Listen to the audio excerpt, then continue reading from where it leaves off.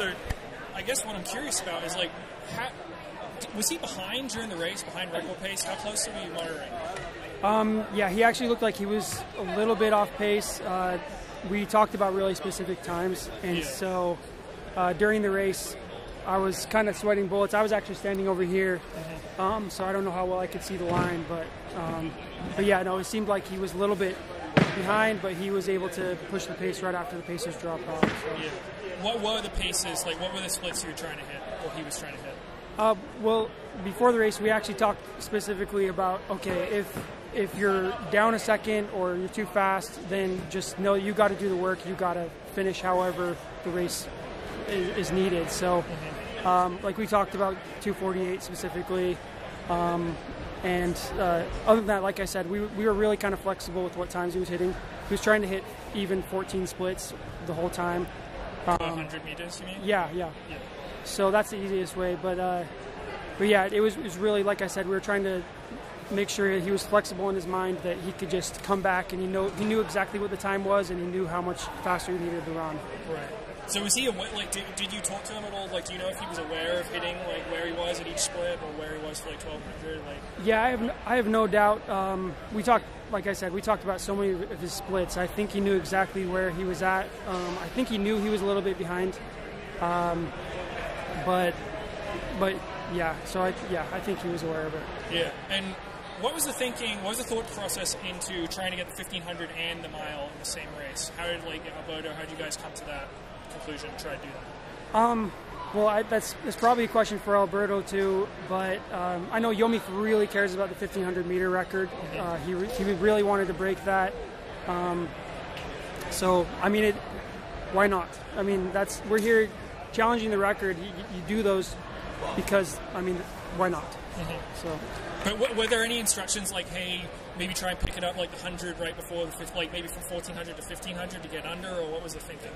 Well, he was so focused on breaking the 1500 originally that honestly, I think like that was kind of going through his mind. He just wanted to get through the 1500, and then if he were to break the 1500 meter record and just jog to the finish, or at least slow down by a couple seconds, he still would have broken it. So in a way, it was almost just like a mental,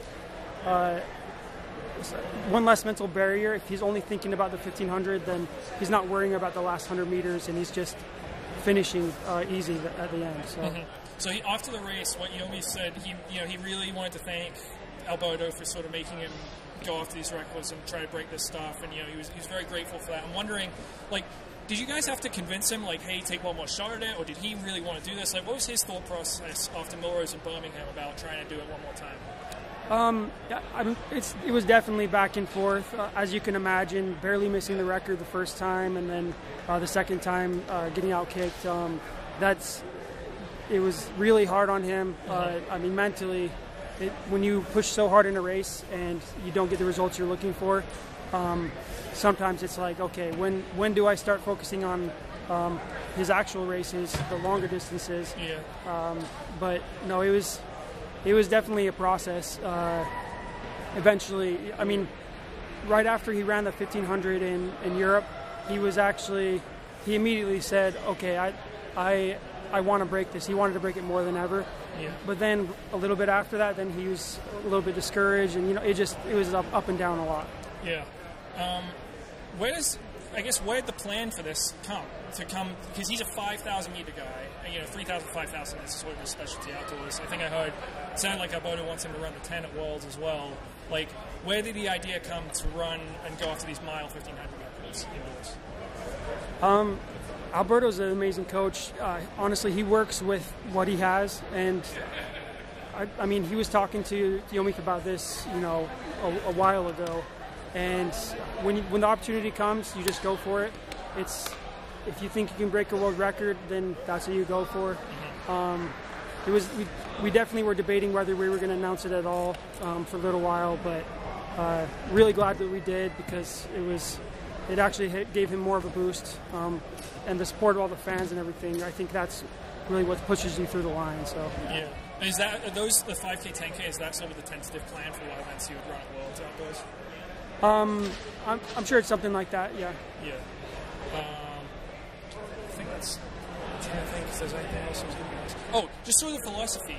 Like, if you look at the American groups, Bauman, they're sort of, you know, some of their guys have raced a little bit, but they don't sort of hit it as hard. Whereas NOP, all you guys, you know, you guys pretty much all came to USA's, ran hard, trying to run fast. Yomif's been chasing world records all winter. Where does that approach, hitting it hard, really hard during the indoor season, where does that stem from? What's the thought process behind that? To be honest, one of the things that's most striking to me in the group is that it's really individualized. Mm-hmm. So I actually think they do get a good amount of rest within their training. Mm-hmm. They take the proper breaks, and it's actually not go all the time, but they're just really good at backing off when you need to and coming back when it's time to get ready for the next race. Mm-hmm. How long have you been with NOP? I've been with them officially a couple months, but I've been working with them since 2013. In sort of what capacity since 2013? So actually, I first started as a pacer, mm-hmm. and I was pacing workouts. They called me out of the blue one day, and it just went really well. And then slowly over time, I just helped out with whatever was needed. And I was in Utah, and so they were there, training in Park City, and yeah. So it was honestly just over time something that morphed into that.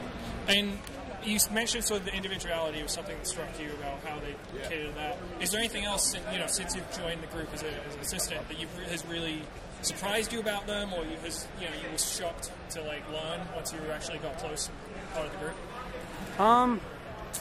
No, I'd say the more I get to know the coaches, and it's actually always struck me every year that I would learn new things just from watching workouts, being part of workouts.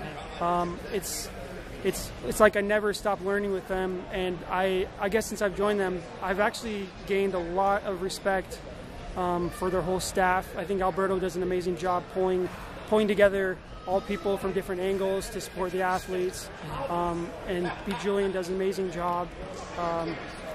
Honestly, it's just that like I said, I'm constantly learning things, and they're hitting it from a million angles. Okay. All right. Well, appreciate the time, Tim. Congrats. Great race today for Yomif. Thank you.